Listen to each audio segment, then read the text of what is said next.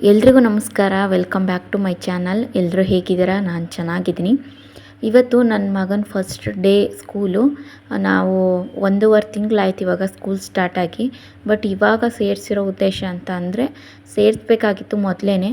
ಮತ್ತೆ ರಿಟರ್ನ್ ಊರಿಗೆ ಕಳ್ಸೋಣ ಅಂತ ನೋಡಿದೆ, ಅದು ಆಗಲಿಲ್ಲ. ನಮ್ಮ ಅಮ್ಮಂಗೂ ಅಲ್ಲಿ ಅಂಗನವಾಡಿ ಕೆಲಸಗಳು ಜಾಸ್ತಿ ಬಂತು. ಸ್ವಲ್ಪ ಆ್ಯಕ್ಟಿವ್ ಆಗಿರೋದಕ್ಕೆ ಇರಲಿ ಸ್ಕೂಲಿಗೆ ಸೇರಿಸ್ಬಿಡೋಣ, ಎಲ್ಲರೂ ಮಕ್ಕಳಂಗೆ ಇವನು ಇರ್ತಾನೆ. ನಾವೆಲ್ಲಾದರೂ ಒಂದು ಮಾಲು ಅದು ಇದು ಅಂತ ಕರ್ಕೊಂಡೋದಾಗ ವ್ಲಾಗಲ್ಲಿ ಹೇಳಿದ್ದೀನಿ, ನಮ್ಮನ್ನು ಬಿಟ್ಟು ಅವನು ಹೋಗೋದೇ ಇಲ್ಲ, ಈ ರೀತಿ ಮಾಡ್ತಾಯಿದ್ದ.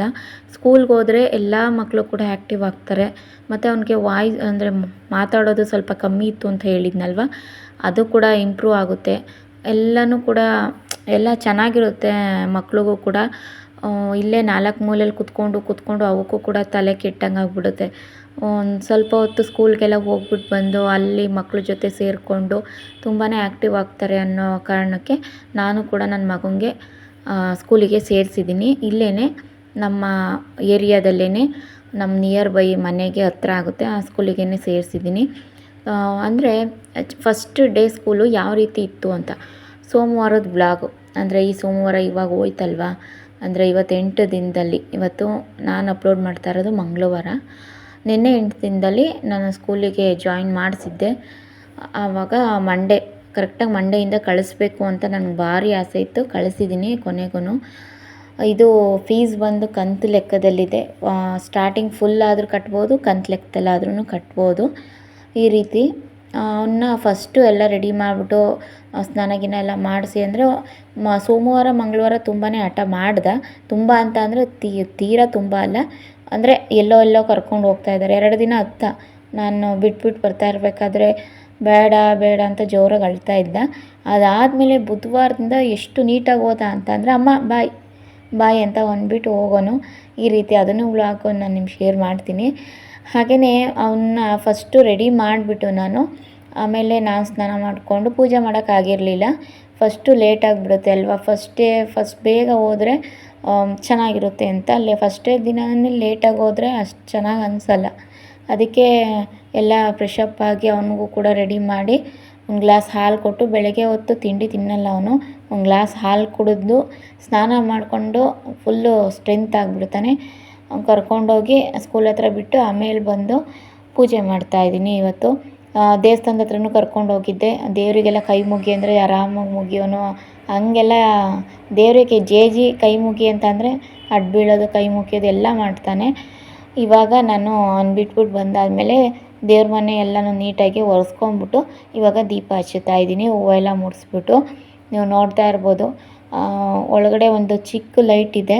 ಈ ಮನೇಲಿ ಫಸ್ಟ್ ಯಾರಿದ್ರೋ ಆ ಲೈಟ್ ಏನು ಹಾಕಿದ್ದಾರೋ ನಾನು ಅದನ್ನು ಬಿಚ್ಚೇ ಇಲ್ಲ, ಚಿಕ್ಕ ಲೈಟು ಅದನ್ನೇ ಕಂಟಿನ್ಯೂ ಮಾಡ್ತಾಯಿದ್ದೀನಿ. ಅಂದರೆ ದೇವ್ರ ಮನೆಗೆಲ್ಲ ತೀರ ಲೈಟ್ ಬೇಡ, ದೀಪ ಎಲ್ಲ ಉರಿತಾ ಇರುತ್ತೆ. ದೇವ್ರ ಮನೇಲಿ ದೀಪ ಉರಿದಷ್ಟು ಒಳ್ಳೆಯದೇ ಲೈಟ್ ಆನ್ ಮಾಡೋದಕ್ಕಿಂತ. ಅಂದರೆ ಚಿಕ್ಕ ಲೈಟು 0 ಬಲ್ಬ್ ಬರುತ್ತಲ್ಲ ಅದಿದೆ, ಹಂಗಾಗಿ ಅಷ್ಟಕ್ಕೆ ನಿಮಗೆ ಕ್ಲಾರಿಟಿಯಾಗಿ ಕಾಣಿಸ್ತಾ ಇಲ್ಲ. ಅದರಲ್ಲಿ ಬೇರೆ ಈ ಕಡೆ ಲೈಟ್ ಕೂಡ ಆಫ್ ಮಾಡ್ಕೊಂಡಿದ್ದೀನಿ. ಯಾಕಂತಂದರೆ ಚೋಟು ಮಲ್ಕೊಂಡಿದ್ದೆ, ನಮ್ಮ ಮನೆಯವರು ಮತ್ತು ಚೋಟು ಮಲ್ಕೊಂಡಿದ್ರು. ಅವ್ನು ಬೆಳಗ್ಗೆ 4 ಗಂಟೆ 4:15ಗೆಲ್ಲ ಎದ್ಬಿಡ್ತಾನಲ್ವ, ಹಾಗಾಗಿ ಅವ್ನಿಗೆ ಒಂದು ಟೈಮ್ ತಿನ್ನಿಸ್ಬಿಟ್ಟು ಆಮೇಲೆ ಅವನಿಗೆ ಕರ್ಕೊಂಡೋಗಿಬಿಟ್ಟು ಆಮೇಲೆ ಮತ್ತೆ ನಾನು ಬರೋ ಅಷ್ಟರಲ್ಲಿ ನಮ್ಮ ಮನೆಯವರು ಅವನ್ನ ಮಲಗಿಸ್ಕೊಂಡಿದ್ರು ಕೆಳಗಡೆನೇ. ಹಾಗಾಗಿ ಲೈಟೆಲ್ಲ ಒಂದೇ ಒಂದು 0 ಬಲ್ಬ್ ಬರುತ್ತಲ್ಲ ಅದನ್ನು ಆನ್ ಮಾಡಿಕೊಂಡು ವೀಡಿಯೋ ಶೂಟ್ ಮಾಡ್ತಾಯಿದ್ದೆ. ಅದಾದಮೇಲೆ ನೀವು ನೋಡ್ತಾ ಇರ್ಬೋದು, ಮನೆ ಮುಂದೆ ಈ ರೀತಿ ರಂಗೋಲಿನ ಹಾಕ್ಕೊಂಡಿದ್ದೀನಿ. ತುಳಸಿ ಕಟ್ಟೆನ ನಾನು ಮನೆ ಮುಂದೆ ಇಟ್ಕೊಂಡಿದ್ದೀನಿ ಅಂತ ಹಿಂದಿನ ಬ್ಲಾಗಲ್ಲಿ ಹೇಳಿದ್ನಲ್ವ. ಇಲ್ಲಿ ಪೂಜೆ ಮಾಡೋದಕ್ಕೆ ನನಗೆ ಚೆನ್ನಾಗಿ ಅನ್ನಿಸ್ತು. ಅರಿಶಿನ ಕುಂಕುಮ ಇಟ್ಟು ರಂಗೋಲಿ ಇಟ್ಟು ಹಾಗೆಯೇ ಹೂವಿಟ್ಟು. ಅಂದರೆ ನಾನು ಪೇಂಟ್ ಹಾಕಿರೋದು ಮನೆ ಮುಂದೆ ಹೊಸ್ಲ ಹತ್ರ ಎಲ್ಲನೂ ಮಕ್ಕಳೆಲ್ಲ ತುಳಿದಾಡ್ತಾ ಇರ್ತಾರೆ, ಅದು ಹೋಗುತ್ತೆ. ಅದಾದಮೇಲೆ ಮಳೆ ಬಂದರೆ ಎಲ್ಲ ಹಿಂಸೆ ಆಗುತ್ತೆ ಅಂತ. ಬಟ್ ಇಲ್ಲಿ ತುಳಸಿ ಗಿಡದ ಹತ್ರ ತುಳಿಯಲ್ಲ. ನನ್ನ ದೊಡ್ಡ ಮಗಂಗೆ ಹೇಳಿದ್ರು ಅದು ಜೇಜಿ ತುಳಿಬಾರ್ದು ಅಂದರೆ ನಮಸ್ಕಾರ ಮಾಡ್ಕೊಂಡು ಈ ಕಡೆ ಬರ್ತಾನೆ. ಅದೊಂಥರ ನನಗೆ ಇಷ್ಟ. ಹಾಗಾಗಿ ಅಲ್ಲೂ ಕೂಡ ಪೂಜೆ ಮಾಡಿ, ಆಚೆ ಬಾಗಿಲು ಹತ್ರನೂ ಪೂಜೆ ಮಾಡಿ, ಒಳಗಡೆ ಪೂಜೆ ಮಾಡಿ ಊದುಗಡ್ಡೆ ಸಿಕ್ಕಿಸಿದ್ದೀನಿ. ಅದಾದಮೇಲೆ ನಾನು ಬೆಳಗ್ಗೆ ಟೀ ಮಾಡಿಬಿಟ್ಟು ನಮ್ಮ ಮನೆಯವ್ರಿಗೆ ಕೊಟ್ಟೆ, ನಾನು ಕುಡಿಯೋದಕ್ಕಾಗಲಿಲ್ಲ. ಹಾಗಾಗಿ ಇವಾಗ ನಾನು ಟೀ ಮಾಡ್ಕೊತಾ ಇದ್ದೀನಿ. ಸ್ವಲ್ಪ ಬಟ್ಟೆ ಕ್ಲಿಪ್ಸ್ ಎಲ್ಲ ಇತ್ತಲ್ವ, ಅದನ್ನೆಲ್ಲನೂ ಕೂಡ ತೊಳೆದಿಟ್ಟಿದ್ದೆ. ಬಟ್ಟೆ ಕ್ಲಿಪ್ಸು ನಿನ್ನೆ ಮಳೆ ಬಂದು ಕೆಳಗಡೆ ಎಲ್ಲನೂ ಹಂಗೆ ಹಾಕ್ಬಿಟ್ಟಿದ್ದೆ. ಮಳೆ ಬಂತು ಅಂತ ಬೇಗ ಬಟ್ಟೆ ಎತ್ಕೊಬರೋಕ್ಕೆ ಅಂತ ಹೋದೆ. ಬಟ್ಟೆ ಎತ್ಕೊಂಬಂದು ಮತ್ತು ಇನ್ನೊಂದು ಸೆಟ್ ಬಟ್ಟೆನ ಒಣಗಾಕಿದ್ದೆ. ಹಾಗಾಗಿ ಕ್ಲಿಪ್ಗಳನ್ನೆಲ್ಲ ಕೆಲವೊಂದು ಹಂಗಂಗೆ ಹಾಕ್ಬಿಟ್ಟಿದ್ದೆ. ನಿನ್ನೆ ಸಂಜೆ ಹೋಗ್ಬಿಟ್ಟು ಆ ಕ್ಲಿಪ್ಪೆಲ್ಲ ತೊಗೊಂಬಂದು ತೊಳೆದ್ಬಿಟ್ಟು ಹಾಗೇ ಶೆಲ್ಫ್ ಮೇಲೆ ಇಟ್ಟಿದ್ದೆ. ಪಾತ್ರೆ ಬೆಳಗ್ತಾ ಇದ್ನಲ್ಲ ಹಂಗೇ ಪಾತ್ರೆ ಎಲ್ಲ ಜೋಡಿಸಾದ್ಮೇಲೆ ಅಂದರೆ ಟಬ್ ಒಳಗಡೆ ಎಲ್ಲ ಹಾಕ್ಬಿಟ್ಟು ಇಟ್ಟಿದ್ದೆ. ಪಾತ್ರೆ ಏನು ಜೋಡ್ಸೋಕ್ಕೆ ಹೋಗಿರಲಿಲ್ಲ. ಹಾಗಾಗಿ ಕ್ಲಿಪ್ಗಳನ್ನೆಲ್ಲ ಎತ್ತಿಕ್ಕಿ ಇವಾಗ ನಾನು ಟೀನ ಮಾಡ್ಕೊಂಡ್ಬಿಡ್ತಾ ಇದ್ದೀನಿ. ಟೀಗೆ ಇಟ್ಟಿದ್ದೀನಿ ಕುದಿಯೋದಕ್ಕೆ. ಇವಾಗ ನಾನು ಸೋಮವಾರ ಅಂದ ತಕ್ಷಣ ದೋಸೆಗೋ ಇಡ್ಲಿಗೋ ಅಥವಾ ಚಪಾತಿಗೋ ಈ ರೀತಿ ಮಿದ್ದೋದು ಅಥವಾ ನೆನಾಕೋದು ಮಾಮೂಲಿ ಕಾಮನ್ ಇದ್ದೇ ಇರುತ್ತೆ. ನಾನು ಕೂಡ ನಿನ್ನೆ ದೋಸೆಗೆ ಅಂತ ನೆನಾಕಿದ್ದೀನಿ. ನೀವು ನೋಡ್ತಾ ಇರ್ಬೋದು ಎಷ್ಟು ಚೆನ್ನಾಗಿ ಬಂದಿದೆ ಅಂತ ಅಂದ್ಬಿಟ್ಟು. ನಾನು ಮಾರ್ನಿಂಗು ದೋಸೆ ಇಡ್ಲಿ ಈ ಥರ ತಿನ್ನೋದಕ್ಕೆ ಇಷ್ಟಪಡ್ತೀನಿ. ನನ್ನ ದೊಡ್ಡ ಮಗನೂ ಅಷ್ಟೇ. ಈ ಥರ ಇಡ್ಲಿನ ದೋಸೆನ ಬೆಳಿಗ್ಗೆ ಮಾರ್ನಿಂಗ್ ಟೈಮಲ್ಲಿ ಚಪಾತಿ ರೋಲ್ ಮಾಡ್ತೀವಲ್ಲ ಅದೇ ಥರ ದೋಸೆನ ಚೆನ್ನಾಗಿ ತೆಳುವಾಗಿ ಹುಯ್ದ್ಬಿಟ್ಟು ರೋಲ್ ಮಾಡಿಬಿಟ್ಟು ಕೊಟ್ಟರೆ ತಿಂತಾನೆ. ಆದರೆ ಸ್ಕೂಲ್ಗೆ ಹೋಗಿರೋದ್ರಿಂದ ಇವಾಗ ಒಂದು ಗ್ಲಾಸ್ ಹಾಲು ಕುಡಿತಾನೆ. 12 ಗಂಟೆಗೆ ಇರುತ್ತೆ ಅವ್ರಿಗೆ. 8:30ಇಂದ 12 ಗಂಟೆವರೆಗೂ ಸ್ಕೂಲು ಅಷ್ಟೇ. 12 ಗಂಟೆಯಿಂದ 12:15 ಅಷ್ಟರಲ್ಲಿ ನಾನು ಕರ್ಕೊಂಬರ್ತೀನಿ. ಮನೆಗೆ ಮೆಟ್ಲತ್ತಿ ಮೇಲುಗಡೆ 3ನೇ ಫ್ಲೋರಿಗೆ ಹತ್ತಿ ಬರೋ ಅಷ್ಟೊತ್ತಿಗೆ 12:30 ಆಗೋಗುತ್ತೆ. ಬಂದು ಶೂ ಎಲ್ಲ ತೆಗೆಸಿ ಎಲ್ಲ ಇದು ಏನು ಕೈ ಕಾಲೆಲ್ಲ ತೊಳೆದಾದ್ಮೇಲೆ ಅವ್ನಿಗೆ ಹಾಕ್ಕೊಡ್ತೀನಿ. ರೋಲ್ ಮಾಡ್ತೀನಿ ದೋಸೆನ. ಅವ್ನಿಗೆ ಇಷ್ಟ ಆಗುತ್ತೆ, ತಿಂತಾನೆ. ಆಮೇಲೆ ಚಪಾತಿಗಾದರೆ ಸ್ವಲ್ಪ ಟೊಮೊಟೊ ಕೆಚಪ್ ಬರುತ್ತಲ್ಲ ಸಿಂಪಲ್ಲಾಗಿ ಒಂಥರ ಲೈಟಾಗಿ ಹಾಕ್ಬಿಟ್ಟು ರೋಲ್ ಮಾಡಿಬಿಟ್ಟು ಕೊಡ್ತೀನಿ. ಅದನ್ನೂ ಕೂಡ ತಿಂತಾನೆ.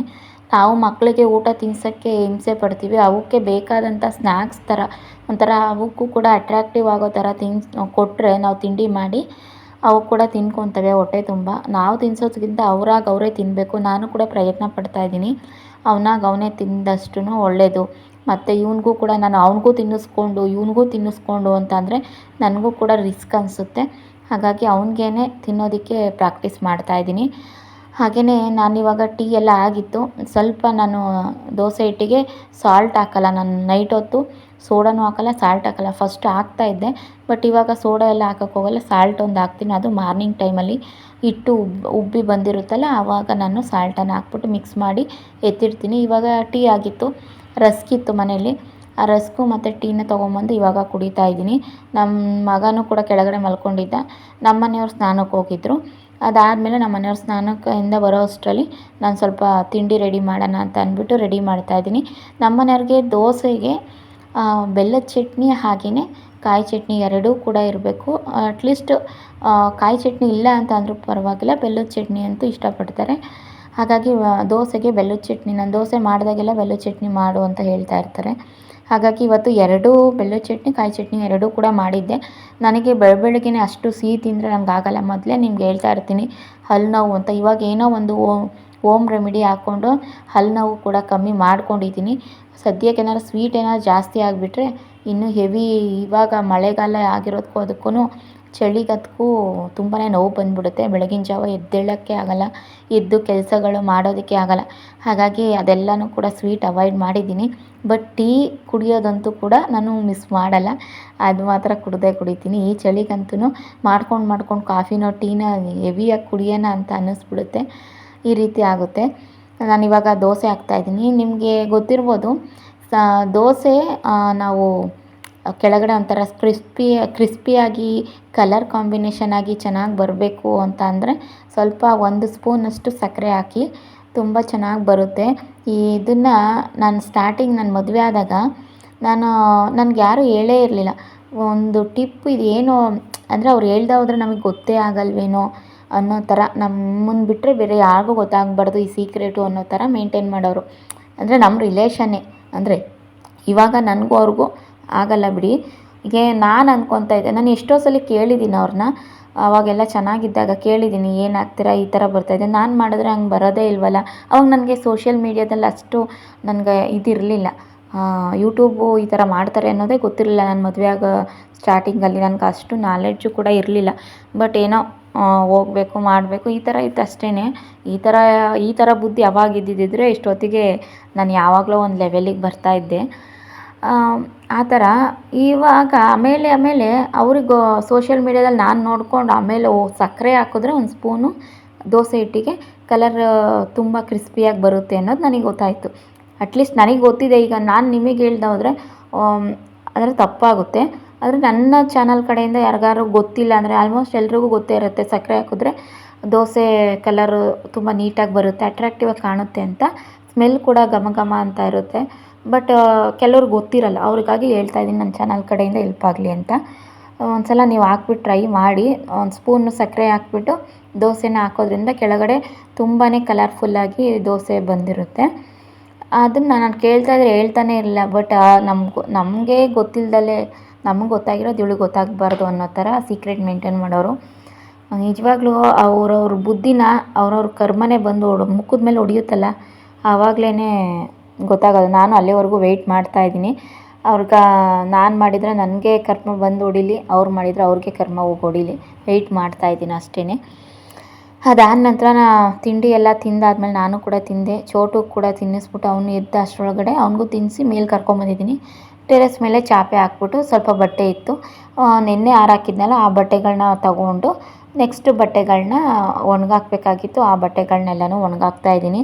ನನಗೆ ಈ ಥರ ಇನ್ಮೇಲೆ ಯಾವುದೇ ಥರ ನಿಮಗೆ ಹಿಂದಿನ ಬ್ಲಾಗಲ್ಲಿ ಹೇಳ್ದಂಗೆ ಯಾವ ದಿನವೂ ಕೂಡ ವೀಡಿಯೋ ನನಗೆ ಸ್ಕಿಪ್ ಮಾಡಲ್ಲ, ವೀಡಿಯೋ ಯೂಟ್ಯೂಬ್ಗೆ ಅಪ್ಲೋಡ್ ಮಾಡೋದು. ಯಾಕಂತ ಅಂದರೆ ಅವನ್ನ ಕಳಿಸಾದ್ಮೇಲೆ 8:30 8:45 8:45 ಕಳಿಸ್ಬಿಟ್ಟು ನಾನು ಮನೆಗೆ ಬರ್ತೀನಿ.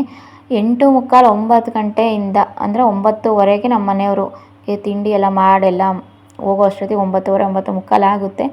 ಆ ಟೈಮಿಂದ ನನಗೆ 12 ಗಂಟೆವರೆಗೂ ಟೈಮ್ ಸಿಗುತ್ತೆ. ಆ ಟೈಮ್ ಗ್ಯಾಪಲ್ಲಿ ನಾನು ನಿಮಗೆ video editing, voice over, upload ಇಷ್ಟನ್ನು ನಾನು ಮಾಡಿಬಿಡ್ತೀನಿ. ಆ ಟೈಮ್ ನನಗೆ ಫ್ರೀ ಆಗಿರುತ್ತೆ. ಯಾಕಂತಂದರೆ ಚೋಟು ಕೂಡ ಬೆಳಗ್ಗೆನೇ ಎದ್ದಿರೋದ್ರಿಂದ ಅವನು ಕೂಡ ಮಲಗಿಸ್ಬಿಡ್ತೀನಿ. ಅದಾದಮೇಲೆ ನಾನು ವೀಡಿಯೋ ಎಡಿಟಿಂಗು, ವಾಯ್ಸ್ ಓವರ್ ಎಲ್ಲ ಕೊಡೋದಕ್ಕೆ ಈಸಿ ಅಂತ ಅನಿಸುತ್ತೆ. ಯಾರಾದರೂ ಇದ್ದರೆ ಗಿಚ್ಚಿ ಅಂತ ಇದ್ದರೆ ನಮಗೂ ಕೂಡ ವಾಯ್ಸ್ ಓವರ್ ಕೊಡೋದಕ್ಕೆ ಇಂಟ್ರೆಸ್ಟ್ ಬರೋದಿಲ್ಲ, ಇಷ್ಟನೂ ಆಗೋದಿಲ್ಲ, ಅದು ಕ್ಲಾರಿಟಿನೂ ಬರೋದಿಲ್ಲ. ಹಾಗಾಗಿ ಇವಾಗ ಬಟ್ಟೆ ಎಲ್ಲ ಒಣಗಿಸಿ ಅದಾದಮೇಲೆ ಟೈಮ್ ಆಗೇ ಹೋಗಿತ್ತು. ಚೋಟುನ ನಮ್ಮ ಮನೆ ಕೆಳಗಡೆ ಇದ್ದಾರೆ ನನ್ನ ಫ್ರೆಂಡು, ಅವ್ರ ಕೈಲಿ ಕೊಟ್ಬಿಟ್ಟು ನಾನು ಚಿಂಕುನ ಕರ್ಕೊಂಬರೋಕ್ಕೆ ಅಂತ ಹೋದೆ.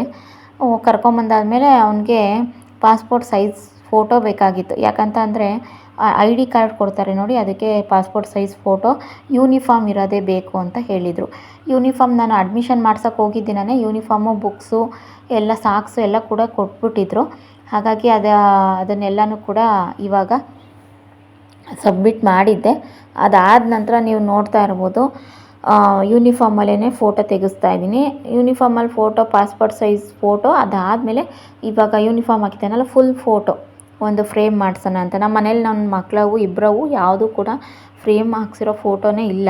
ಹಾಗಾಗಿ ಇವೊಂದು ಯೂನಿಫಾರ್ಮ್ದು ಫಸ್ಟ್ ಡೇ ಸ್ಕೂಲ್ದು ಒಂದು ಫ್ರೇಮ್ ಮಾಡಿಸೋಣ ಅಂತ ಅಂದ್ಬಿಟ್ಟು ಫುಲ್ ಫೋಟೋ ತೆಗೀರಿ ಅಣ್ಣ ಅಂತ ಅಂದ್ಬಿಟ್ಟು ಫೋಟೋ ಸ್ಟುಡಿಯೋದಲ್ಲಿ ಹೋಗಿ ತೆಗೆಸ್ತಾ ಇದ್ದೀನಿ. ಅವರು ಸರಿಯಾಗಿ ನಿಂತ್ಕೊ, ಹಂಗೆ ನಿಂತ್ಕೊ, ಹಿಂಗೆ ನಿಂತ್ಕೊ ಅಂತ ಹೇಳೇ ಸಾಕಾಗ್ತಾಯಿದ್ದಾರೆ. ಇವ್ನು ನಿಂತ್ಕೊಳ್ತಾನೇ ಇಲ್ಲ. ನಾವು ಒಂದೊಂದು ಮಕ್ಕಳನ್ನ ಫೋಟೋಗೆ ನಿಲ್ಲಿಸೋದಕ್ಕೆ ಎಷ್ಟು ಕಷ್ಟಪಡ್ತೀವಲ್ವ. ಇನ್ನೂ ಇವನಿಗೆ ಆಧಾರ್ ಕಾರ್ಡ್ ಕೂಡ ಮಾಡಿಸಿಲ್ಲ ನಾನು. ಇನ್ನೊಂದು ನಮ್ಮದು ಕೂಡ ನನ್ನ ಆಧಾರ್ ಕಾರ್ಡಲ್ಲಿ ನನ್ನ ತಂದೆ ಹೆಸರೇ ಇರೋದು, ನಮ್ಮ ಹಸ್ಬೆಂಡ್ ಹೆಸರು ಕೂಡ ಬಂದಿಲ್ಲ ಇದುವರೆಗೂ. ಹೆಂಗಿದ್ದೀನಿ ಅಂತ ಅಂದರೆ ಮದುವೆ ಆಗಿ 2 ಜನ ಮಕ್ಕಳಾದ್ರೂ ನನಗಿನ್ನೂ ಮದುವೆ ಆಗಿಲ್ವೇನೋ, ನಮ್ಮ ತಂದೆ ಹೆಸರಲ್ಲೇ ಇದ್ದೀನಿ ಅನ್ನೋ ಥರನೇ ಇರೋದು ನಾನು. ಆ ಥರ ನಾನು ಯಾವುದೂ ಕೂಡ ಚೇಂಜ್ ಮಾಡ್ಸೋಕ್ಕೆ ಹೋಗಿಲ್ಲ. ಚೇಂಜ್ ಮಾಡಿಸ್ಬೇಕು, ಅದಕ್ಕೆಲ್ಲನೂ ಕೂಡ ಟೈಮ್ ಬರಬೇಕು. ಹಾಗಾಗಿ ಸುಮ್ಮನೆ ಇದ್ದೀನಿ. ಅದಾದಮೇಲೆ ಅವನ್ನ ಅಲ್ಲಿಂದ ಕರ್ಕೊಂಡು ಬಂದು ನೋಡಿ, ನಾನು ಏನು ಹೇಳೇ ಇಲ್ಲ. ಆ ಮೆಟ್ಲು ಮೇಲೆ ಸ್ಟೆಪ್ಸ್ ಏನಿದೆ ಮನೆ ಮುಂದೆ, ಅದ್ರ ಮೇಲೆ ಕೂತ್ಕೊಂಡು ಶೂನ ತೆಗಿತಾ ಇದ್ದಾನೆ. ಸಾಕ್ಸ್ ಅವ್ನು ತೆಗಿಯೋಕ್ಕೆ ಬರೋಲ್ಲ. ಹೋಗ್ತಾ ಅವನಿಗೂ ಕೂಡ ರೂಢಿ ಆಗುತ್ತೆ. ಇವಾಗ ಶೂ ಎಲ್ಲ ತೆಗೆದುಬಿಟ್ಟಿದ್ದಾನೆ. ಇವಾಗ ಸಾಕ್ಸ್ ಅವನಿಗೆ ತೆಗಿಯೋಕ್ಕೆ ಬರ್ತಾ ಇರಲಿಲ್ಲ. ಅದಕ್ಕೆ ನಾನೇ ತೆಗಿಯೋದಕ್ಕೆ ಹೆಲ್ಪ್ ಮಾಡ್ತಾಯಿದ್ದೀನಿ. ಈ ಶೂ ಗಂಡು ಮಕ್ಳಿಗೆಲ್ಲನೂ, ಬಾಯ್ಸಿಗೆ ಈ ಕಟ್ಟೋ ಶೂಸ್ ಎಲ್ಲ ಬರುತ್ತಲ್ಲ, ಲೇಸ್ ಇರೋದು, ಆ ಥರ ಇಲ್ಲ. ಎಲ್ಲರಿಗೂ ಅಷ್ಟೇ ಸೇಮ್ ಟು ಸೇಮ್ ನರ್ಸರಿಯಿಂದ 10th ಆ ಸ್ಕೂಲಲ್ಲಿ ಎಲ್ಲ ವೆಲ್ತ್ ಪ್ರೋ ಶೂ ಅಂತ ಬರುತ್ತಲ್ಲ, ಅದೇ ಶೂನ ರೆಕಮೆಂಡ್ ಮಾಡ್ತಾರೆ. ಅದೇ ಶೂನ ನಾವು ತೊಗೋಬೇಕು. ಸಾಕ್ಸ್ ಎಲ್ಲ ಅಲ್ಲೇ ಕೊಡ್ತಾರೆ. ಬಟ್ ಶೂಸ್ ಒಂದು ನಾವು ಹೊರಗಡೆ ತೊಗೋಬೇಕು. ತೊಗೊಂಡು ಬಂದಿದ್ದೀನಿ. ಈ ಶೂಸ್ ರೇಟ್ ಬಂದೇ 320 350 ರುಪೀಸ್ ಏನೋ ಬಿತ್ತು. ಏನೇ ಚೌಕಾಸಿ ಮಾಡೋಕ್ಕೆ ಹೋದ್ರೂ ಇಲ್ಲಿ ಸ್ಕೂಲ್ ನಿಯರು ಅದಕ್ಕೆ ಶೂಸ್ಗೆ ಅಂದರೆ ಶೋ ಇದೆಯಾ ಅಂದರೆ ಸ್ಟೋರ್ ಇದೆಯಲ್ಲ, ಅದಕ್ಕೆ ತುಂಬ ಅಟ್ಯಾಚ್ಮೆಂಟು. ಹಾಗಾಗಿ ಕಮ್ಮಿ ಮಾಡೋದೇ ಇಲ್ಲ. ಅವರೇ ಹೇಳ್ತಾರೆ ಇಂಥ ಸ್ಕೂಲಾ ಅಂತ ಅಂದ್ಬಿಟ್ರೆ ನನ್ನ ಮಗ ಹೋಗೋ ಸ್ಕೂಲ್ ನೇಮೇ ಹೇಳ್ಬಿಡ್ತಾರೆ. ವೆಲ್ಪ್ರೋ ಶೂ ಅಂತ ಅಂದರೆ ಅದೇನೇ ಅಂತ ಅಂದ್ಬಿಟ್ಟು. ಹಂಗಾಗಿ ಒಂದು 10 ರೂಪಾಯಿನೂ ಕೂಡ ಕಮ್ಮಿನೇ ಈಸ್ಕೊಳ್ಳೋದಿಲ್ಲ. ಅದಾದಮೇಲೆ ಅವನಿಗೆ ನಾನೇನು ಬರೀ ಅಂತಲೇ ಹೇಳಲ್ಲ ಫ್ರೆಂಡ್ಸ್. ಫಸ್ಟ್ ಡೇ ಸ್ಕೂಲನ್ನು ಫಸ್ಟು ದಿನದಿಂದ ಇದುವರೆಗೂ ಅವನು ಏನಾದರೂ ಒಂದು ಬುಕ್ಸ್ ತೊಗೊಂಡು ಪೆನ್ ಗೀಚ್ಕೊಂಡು ಇಲ್ಲ ಪೆನ್ಸಿಲ್ ಗೀಚ್ಕೊಂಡು ಬರೀತಾನೆ ಇರ್ತಾನೆ. ರೈಟು, ಝೀರೋ ಈ ಥರ ಎಲ್ಲ ಬರೆಯೋದೆಲ್ಲ ಮಾಡ್ತಾಯಿರ್ತಾನೆ. ಏನಾದರೂ ಬರೀಲಿ, ನಾನು ಹೋಮ್ವರ್ಕ್ ಬರ್ಸೋವರೆಗೂ ಅಷ್ಟೇ, ಏನಾದರೂ ಬರ್ಕೊಳ್ಳಿ ಅಂತ ಕೊಟ್ಬಿಡ್ತೀನಿ. ಒಂದೊಂದು ಸಲ ಸ್ಲೇಟ್ ಕೊಡ್ತೀನಿ, ಇನ್ನೊಂದು ಸಲ ಅವ್ನು ಸ್ಲೇಟು ಜಾಸ್ತಿ ಯೂಸ್ ಮಾಡಲ್ಲ. ಬುಕ್ಸ್ ಏನಾದರೂ ತೊಗೊಂಬಿಟ್ಟು ಪೆನ್ಸಿಲ್ ತಗೊಂಡು ಗೀಚ್ತಾ ಕೂತ್ಕೊತಾನೆ. ಫಸ್ಟೆಲ್ಲ ನನಗೆ ವಾಟ್ಸ್ ಯುವರ್ ನೇಮ್ ಅಂತ ಹೇಳೋದಕ್ಕೆ ಅವನಿಗೆ ನನ್ನ ಜೊತೆನೇ ವಾಟ್ಸ್ ಯುವರ್ ನೇಮ್ ಅನ್ನೋನು. ಈಗ ಇಷ್ಟು ದಿನಕ್ಕೆ ಒಂದು ವಾರದ ಮೇಲೆ ರೂಢಿ ಮಾಡಿದ್ದೀನಿ ಅವನಿಗೆ. ವಾಟ್ಸ್ ಯುವರ್ ನೇಮ್ ಅಂದರೆ ಮೈ ನೇಮ್ ಇಸ್ ರುಷಾ ಅಂತಂತಾನೆ. ಅಲ್ಲೆಲ್ಲನೂ ಊರಲ್ಲಿ ರುಷಾ ಅಂತಲ್ಲ, ರಿಷಿ ಅಂತ ಕರೆದು ರೂಢಿ ಮಾಡಿ ಏನು ನಿನ್ನ ಹೆಸರು ಅಂದರೆ ರಿಷಿ ಅಂತಾನೆ. ಅದಕ್ಕೆ ಇವಾಗ ವಾಟ್ಸ್ ಯುವರ್ ನೇಮ್ ಅಂದರೆ ಮೈ ನೇಮ್ ಇಸ್ ರುಷಾ ಅಂತಂತ ಹೇಳ್ತಾನೆ ಒಂದೊಂದು ಸಲ. ಅದೇ ಏನು ಹೇಳಬೇಕು, ವಾಟ್ಸ್ ಯುವರ್ ನೇಮ್ ಅಂದರೆ ಏನು ಹೇಳಬೇಕು ಅಂತ ಒತ್ತಿ ಹೇಳ್ಬೇಕು. ಆವಾಗ ಹೇಳ್ತಾನೆ ಮೈ ನೇಮ್ ಇಸ್ ರುಷಾ ಅಂತಂತ. ಈ ರೀತಿ ಅವನ ನೇಮು ಫುಲ್ಲು ರುಷಾಂತ್ ಎಸ್ ಅಂತ ಅಂದ್ಬಿಟ್ಟು ಒಂದೇ ಒಂದು ಸಿಂಗಲ್ ಇನ್ಷಿಯಲ್ ಕೊಟ್ಟಿದ್ದೀನಿ ನಮ್ಮ ಮನೆಯವ್ರದ್ದು ಹೆಸರುದು. ಇವಾಗ ಅವನಿಗೆ ದೋಸೆ ಹಾಕ್ಕೊಡ್ತಾಯಿದ್ದೀನಿ. ದೋಸೆನೂ ಕೂಡ ಮಾಡಿದ್ದೆ. ಇವಾಗ ಬೆಳಿಗ್ಗೆ ಮಾಡಿರೋದಕ್ಕಿಂತನೂ ಇವಾಗ ಹಿಟ್ಟು ಚೆನ್ನಾಗಿ ನೆಂದಿತ್ತು. ಹಾಗಾಗಿ ಇವಾಗ ಅವನಿಗೆ ದೋಸೆ ಹಾಕ್ಕೊಟ್ಟಿದ್ದು ತುಂಬಾ ಕಲರ್ಫುಲ್ಲು ಕ್ರಿಸ್ಪಿಯಾಗಿ ಬಂದಿತ್ತು. ಮಾರ್ನಿಂಗು ಅಂತ ಅಂದರೆ ನಾನು ನೈಟ್ ರುಬ್ಬಿದಾಗ ಟೈಮ್ ಬಂದು ಇಷ್ಟು 12 ಗಂಟೆ ಏನೋ ಆಗಿತ್ತು, 11:45 12 ಗಂಟೆ. ಹಂಗಾಗಿ ಬೆಳಗ್ಗೆ ಮಾರ್ನಿಂಗೇ ನಾನು ಬೇಗ ದೋಸೆ ಮಾಡಿದ್ನಲ್ಲ, ಹಂಗಾಗಿ ಸ್ವಲ್ಪ ಇನ್ನೂ ಕೂಡ ನೆನಿಬೇಕಾಗಿತ್ತು. 3/4% ನೆಂದಿತ್ತು, ಇನ್ನೂ 1/4% ನೆನೆಬೇಕಾಗಿತ್ತು. ನನ್ನ ಮಗ 12:30 ಕರ್ಕೊಂಬಂದನಲ್ಲ, ಅಷ್ಟರೊಳಗಡೆ ಚೆನ್ನಾಗಿ ನೆಂದಿತ್ತು. ಬೆಳಗ್ಗೆ ನಾನು ಚಟ್ನಿ ಮಾಡಿದ್ನಲ್ವ, ಸ್ವಲ್ಪ ಟೈಮ್ ಇಲ್ಲ ಅಂತ ಪೂಜೆ ಎಲ್ಲ ಮಾಡೋಕ್ಕೆ ನಿಂತ್ಕೊಂಡ್ನಲ್ವ, ಹಾಗಾಗಿ ನಾನು ಮಧ್ಯಾಹ್ನ ನಮ್ಮ ಮನೆಯವರು ಕೂಡ ಊಟಕ್ಕೆ ಬರ್ತಾರಲ್ವ, ಈ ರೀತಿ ಸಾಂಬಾರು ಮಾಡಿದೆ. ಬೇಳೆ ಎಲ್ಲ ಸ್ಕಿಪ್ ಮಾಡಿಬಿಟ್ಟು ಬರೀ ಮಸಾಲೆ ಹಾಕ್ಬಿಟ್ಟು ಈ ರೀತಿ ಕ್ಯಾರೆಟು, ಬೀನ್ಸು, ಆಲೂಗೆಡ್ಡೆ ಈ ರೀತಿ ಹಾಕ್ಬಿಟ್ಟು ಸಾಂಬಾರನ್ನ ಮಾಡಿದೆ. ಈ ರೀತಿ ಸಾಂಬಾರು ಒಂಥರ ಗೊಜ್ಜು ಥರ ದೋಸೆಗೆಲ್ಲ ಚೆನ್ನಾಗಿರುತ್ತೆ, ಮತ್ತು ಇಡ್ಲಿಗೂ ಕೂಡ ಚೆನ್ನಾಗಿರುತ್ತೆ. ಇಡ್ಲಿ ಸಾಂಬಾರು ಅಂತ ಹೇಳ್ತೀವಲ್ಲ ಆ ಥರ. ನೋಡಿ ಎಷ್ಟು ಚೆನ್ನಾಗಿದೆ ದೋಸೆ, ಎಷ್ಟು ಚೆನ್ನಾಗಿ ಬಂದಿದೆ ಅಂತ. ಇದೇ ರೀತಿ ನಾನು ಫಸ್ಟು ನನ್ನ ಮದುವೆ ಆಗಿ ಸ್ಟಾರ್ಟಿಂಗಲ್ಲಿ ಹೆಂಗೆ ಮಾಡ್ತಾರೆ ಅಂತ ಎಷ್ಟೋ ಜನಕ್ಕಿಂತ ಒಬ್ರನ್ನ ಕೇಳಿದ್ದೀನಿ. ಬಟ್ ಅವ್ರು ನಾನು ತುಂಬಾ ಆಟ ಆಡಿಸಿದ್ರು. ಇರಲಿ, ಅದೊಂದು ಟೈಮ್ ಬರುತ್ತೆ, ನಮಗೂ ಆಟ ಆಡಿಸೋ ಒಬ್ರಿಗೆ ಅವ್ರಿಗೆ ಆವಾಗ ಟೈಮ್ ಬಂದಿತ್ತು. ಇನ್ನು ಮುಂದೆ ನನಗೆ ಟೈಮ್ ಬರಲಿ ಅಂತ ನಾನು ದೇವರಲ್ಲಿ ಬೇಡ್ಕೊತೀನಿ. ಎಲ್ಲನೂ ಕೂಡ ಅಡುಗೆ ಅವರೊಬ್ರಿಗೆ ಮಾಡೋಕ್ಕೆ ಬರುತ್ತೆ ಅಂತ ಅಂದ್ಕೊಂಬಿಟ್ಟಿದ್ರು. ಏನೋ ನನಗೆ ಅವಾಗ ಅಷ್ಟಕ್ಕಷ್ಟೇ, ತೀರಾ ಏನೋ ಜಾಸ್ತಿ ನನಗೆ ಅಂದರೆ ಟೇಸ್ಟಿಗೆ ತಕ್ಕಂಗೆ ಮಾಡ್ತಾಯಿದ್ದೆ. ಬಟ್ ತುಂಬ ಟೇಸ್ಟಿಯಾಗಿ ಮಾಡ್ತಾ ಇರಲಿಲ್ಲ. ನನಗೆ ಯಾವ ರೀತಿ ಬರುತ್ತೆ ಆ ರೀತಿ ಮಾಡ್ತಾಯಿದ್ದೆ. ಅದಾದಮೇಲೆ ಅಯ್ಯೋ ಈ ಥರ ಅಡುಗೆ ಮಾಡಿಬಿಟ್ರೆ ತಿನ್ನೋಕ್ಕಾಯ್ತದ, ಹಂಗಾಗುತ್ತಾ ಹಿಂಗಾಗುತ್ತಾ ಏನೇನೋ ಕಾಮೆಂಟು. ಇದೆಲ್ಲ ನಾನು ಬ್ಲಾಗಲ್ಲಿ ಹೇಳ್ಕೋಬೇಕಾ ಅಂತ ಅನ್ನಿಸುತ್ತೆ ಒಂದೊಂದ್ಸಲಿ. ಬಟ್ ಹಿಂದಿಂದೆಲ್ಲನೂ ಕೂಡ ನಾವು ಏನೇ ಗೆದ್ರೂ ಸೋತ್ರೂ ಹಿಂದೆ ಒಂದ್ಸಲಿ ತಿರುಗಿ ನೋಡಬೇಕು. ನಮ್ಮ ಅವಮಾನಗಳು, ಸಾಧನೆಗಳು ಹಿಂತಿರುಗಿ ನೋಡಿದ್ರೇ ಅವಮಾನ ಏನಾಗಿದೆ, ಮುಂದೆ ಸಾಧನೆ ಮಾಡೋದಕ್ಕೆ ಅವೇ ನಮಗೆ ಮೆಟ್ಲು ಅಂತ ಅಂದ್ಕೋಬೋದು. ಹಾಗಾಗಿ ನಾನು ಹಿಂದಿನವೆಲ್ಲ ತುಂಬಾ ನೆನೆಸ್ಕೊತೀನಿ, ಹೆಂಗಿದ್ದೆ ಹೆಂಗಾದೆ ಅನ್ನೋದನ್ನು. ಹಾಗಾಗಿ ನಾನು ನಿಮ್ಮ ಜೊತೆ ಶೇರ್ ಮಾಡ್ಕೊತೀನಿ. ಪ್ರತಿ ಸಲ ದೋಸೆ ಮಾಡ್ಬೇಕಾದ್ರೆ ಎಲ್ಲನೂ ನನಗದೊಂದು ಅವ್ರು ಹೇಳ್ದಲೇ ಇರೋದು, ಹಂಗಾಗಿ ನಾನು ಆಡ್ಕೊತಾ ಇರೋದು, ಅದೊಂದು ನನಗೆ ಯಾವಾಗಲೂ ಕೂಡ ಮೈಂಡಿಗೆ ಬರ್ತಾ ಇರುತ್ತೆ. ಹಾಗಾಗಿ ನಾನು ದೋಸೆ ಮಾಡ್ಬೇಕಾದ್ರೆ ಎಲ್ಲನೂ ಅದೊಂದು ನನಗೆ ಅವಮಾನ ಆಗಿದ್ದು ನಾನು ನೆನೆಸ್ಕೊತಾ ಇರ್ತೀನಿ. ಹಾಗೆಯೇ ನಾನು ಸ್ನ್ಯಾಕ್ಸಿಗೆ ಅಂತ ಅಂದ್ಬಿಟ್ಟು ಅವನಿಗೆ ಇದನ್ನು ಹಾಕ್ಕೊಟ್ಟಿದ್ದೆ, ಏನು ಪ್ಲೇನ್ ಕೇಕ್ ಬರುತ್ತಲ್ಲ ಅದನ್ನು 2 ಹಾಕಿ ಕಳಿಸಿದ್ದೆ. ಅವ್ನು ತಿಂದಿಲ್ಲ, ಒಂದು ಮಾತ್ರ ತಿಂದ್ಬಿಟ್ಟು ಇನ್ನೊಂದು ಬ್ಯಾಲೆನ್ಸ್ ಇಟ್ಕೊಂಡಿದ್ದ. ಅದಕ್ಕೆ ಅದನ್ನು ಕೂಡ ತಿಂತಾಯಿದ್ದಾನೆ. ಇವಾಗ ಬಾಕ್ಸ್ ಓಪನ್ ಮಾಡಿದ್ನಲ್ಲ, ತಿಂದಿದ್ದಾನೋ ಇಲ್ವೋ ಅಂತ. ಹಾಗಾಗಿ ಒಂದು ತಿಂದಿದ್ದ, ಇನ್ನೊಂದು ನಂಗೆ ಬೇಕು ಅಂತ ಇವಾಗ ತಿಂತಾಯಿದ್ದಾನೆ. ಅಂದರೆ ಇವರಿಗೆ ಲಂಚ್ ಇಲ್ಲ. ಬೆಳಗ್ಗೆ ಅಂದರೆ 8:30 ಸ್ಟಾರ್ಟ್ ಆದರೆ 8:30 8:45 ಬಿಟ್ಬಿಟ್ಟು ಬರ್ತೀನಿ. ಪ್ರೇಯರ್ ಆಗ್ತಾ ಇರುತ್ತೆ. 8:45 ಬಿಟ್ಬಿಟ್ಟು ಬರ್ತೀನಿ. 12 ಗಂಟೆಗೆ ಲಾಸ್ಟ್ ಅಲ್ವಾ. ಸ್ನ್ಯಾಕ್ಸ್ ಒಂದು 10:30 ಒಂದು ಸ್ನ್ಯಾಕ್ಸ್ ಬಿಡ್ತಾರೆ. ಅದೊಂದು ತಿಂದರೆ ಅಷ್ಟೇ ಮುಗೀತು. ಲಂಚಿಗೆಲ್ಲನೂ ಇನ್ನೇನು ಮನೆಗೆ ಕರ್ಕೊಂಡು ಬರ್ತೀವಲ್ವ. ಇನ್ನು LKG UKG ಮಕ್ಕಳಿಗೆಲ್ಲನೂ 3 ಗಂಟೆ 3:30ವರೆಗೂ ಇರುತ್ತೆ. 3 ಗಂಟೆ ಲಾಸ್ಟು, 3:30ಗೆ ಟೀಚರು ಹೊರಗಡೆ ಬರೋದು, ಈ ರೀತಿ. ಹಾಗಾಗಿ ಸದ್ಯಕ್ಕೆ ಇವಾಗ ಇವನ್ನ ಫ್ರೀ ನರ್ಸರಿಗೆ ಹಾಕಿದ್ದೀನಿ. ಇವನಿಗೆ 3 ವರ್ಷದ ಮೇಲೆ 4 ತಿಂಗಳಲ್ವಾ, ಹಾಗಾಗಿ ಫ್ರೀ ನರ್ಸರಿಗೆ. ಇನ್ನು 4 ವರ್ಷಕ್ಕೆ LKGಗೆ, 5ನೇ ವರ್ಷಕ್ಕೆ UKGಗೆ, 6ನೇ ವರ್ಷಕ್ಕೆ ಫಸ್ಟ್ ಸ್ಟ್ಯಾಂಡರ್ಡು ಸರಿ ಹೋಗುತ್ತೆ. ಇವನಿಗೆ ಏಜು ಕರೆಕ್ಟಾಗಿದೆ. ಹಾಗಾಗಿ ಇವಾಗ ಸದ್ಯಕ್ಕೆ ಫ್ರೀ ನರ್ಸರಿಲಿ ಓದ್ತಾ ಇರಲಿ, ಸ್ವಲ್ಪ ಆ್ಯಕ್ಟಿವ್ ಆಗಲಿ ಅಂತ ಹಾಕಿದ್ದೀನಿ. ಎಲ್ಲರೂ ಕೂಡ ಕೇಳಿದ್ರು, ಅಂಗನವಾಡಿಗೆ ಹಾಕ್ಬೋದಾಗಿತ್ತಲ್ಲ, ದುಡ್ಡು ಹೆಚ್ಚಾಗಿದೆಯಾ ನಿಮಗೆ, ಹಂಗೆ ಹಿಂಗೆ ಏನೇನೋ ಅಂತ ಹೇಳಿದ್ರು. ಬಟ್ ನಾನು ಅವೆಲ್ಲ ತಲೆಗೆ ಹಾಕ್ಕೊಳಕ್ಕೆ ಹೋಗಲಿಲ್ಲ. ನಮ್ಮ ಮಕ್ಕಳು ನಮ್ಮ ಇಷ್ಟ. ಅವು ಆಟ ಪಾಠ ಅವೆಲ್ಲನೂ ಕೂಡ ಹೇಗಿರ್ತಾರೆ ಅಂತ ನಮ್ಮ ಹೆತ್ತೋರಿಗೆ ಗೊತ್ತಿರುತ್ತೆ. ಅದು ಬಿಟ್ಬಿಟ್ಟು ಇನ್ಯಾರೋ 3ನೇ ವ್ಯಕ್ತಿ ಹೇಳ್ತಾರೆ ಅಂತ ನಾನು ಕೇಳೋದಕ್ಕಾಗೋದಿಲ್ಲ. ಆ ಮಕ್ಕಳು, ನನ್ನ ಮಗ ಹಳ್ಳಿಲಿದ್ದು ಎಲ್ಲ ಇದು ಮಾಡ್ದನು. ಅಲ್ಲಿ ನಮ್ಮ ಅಮ್ಮಗೂ ಕೂಡ ತುಂಬಾ ಕೆಲಸ ಬಂದುಬಿಡ್ತು, ಅಂಗನವಾಡಿ ಕೆಲಸ. ನೋಡ್ಕೊಳ್ಳೋಕ್ಕೂ ಸ್ವಲ್ಪ ತುಂಬ ಕಷ್ಟ ಆಗುತ್ತೆ. ಹಂಗಾಗಿ ಇರಲಿ ಅಂತ ಅಂದ್ಬಿಟ್ಟು ನಾನು ಅಂಗನವಾಡಿಗೆಲ್ಲ ಕೇಳ್ಕೊಂಬಂದೆ, ಇರಲಿ ಅಂತ ಅಂದ್ಬಿಟ್ಟು. ಬಟ್ ಅಲ್ಲಿ ಏನಾಯಿತು ಅಂತ ಅಂದರೆ ಚಿಕ್ಕದು ಅಂದರೆ ಅಂಗನವಾಡಿ ಕಿಟಕಿ ಇರಲಿಲ್ಲ, ಕೆಲವು ಗೇಟ್ ಇರಲಿಲ್ಲ, ಈ ರೀತಿ ಆಗೋಯಿತು. ಸುಮ್ಮನೆ ಈಗ ಒಂದೇ ಸಮ ಸ್ಕೂಲ್ಗಲ್ಲಾದರೆ ತುಂಬಾ ಜವಾಬ್ದಾರಿಯಿಂದ ನೋಡ್ಕೊತಾರೆ. ಬಟ್ ಇಲ್ಲಿ ಹೆಂಗೆ ಅಂತ ಅಂದರೆ ಫೋನ್ ಮಾಡಿಬಿಟ್ರು. 2 ದಿನ ಬಿಟ್ಟು ಬಂದಿದ್ದಕ್ಕೆ ಅಂಗನವಾಡಿಯಲ್ಲಿ ಬೆಂಗಳೂರಲ್ಲೇ ಫೋನ್ ಮಾಡಿಬಿಟ್ರು, ತುಂಬ ಅಳ್ತಾ ಇದ್ದಾನೆ, ತುಂಬ ಹಠ ಮಾಡ್ತಾಯಿದ್ದಾನೆ, ಎದ್ದೆದ್ದು ಹೋಗ್ತಾನೆ ಅಂತ. ಇದೆಲ್ಲ ತಲೆನೋವೇ ಬೇಡ, ರಿಸ್ಕೇ ಬೇಡ ಅಂತ ಅಂದ್ಬಿಟ್ಟು ಸ್ಕೂಲ್ಗೆ ಹಾಕಿದ್ಮೇಲೆ ಆರಾಮಾಗಿ ಹೋಗ್ತಾ ಇದ್ದಾನೆ ಫ್ರೆಂಡ್ಸ್. ನಿಜವಾಗ್ಲೂ ನಂಗೆ ತುಂಬಾ ಖುಷಿ ಆಯಿತು ಅವನು ಹೋಗ್ತಾ ಇರೋದಕ್ಕೆ. ಅದಾದಮೇಲೆ ಇವತ್ತು ಫಸ್ಟ್ ಡೇ ಹೋಮ್ ವರ್ಕ್ ಈ ಥರ ಕೊಟ್ಟಿದ್ದಾರೆ. ಕ್ಲಾಸ್ ವರ್ಕು ಅಲ್ಲಿ ಡಾಟ್ಸ್ ಇರುತ್ತಲ್ಲ, ಅದನ್ನು ಅವರೇ ಕ್ಲಾಸ್ ವರ್ಕಲ್ಲಿ ಮಾಡಿಸಿರ್ತಾರೆ. ಅದಾದಮೇಲೆ ಹೋಮ್ ವರ್ಕ್ ಅಂತ ಅಂದ್ಬಿಟ್ಟು ಸೆಕೆಂಡ್ ಪೇಜಲ್ಲಿ ಬರೆದು ಕೊಡ್ತಾರೆ.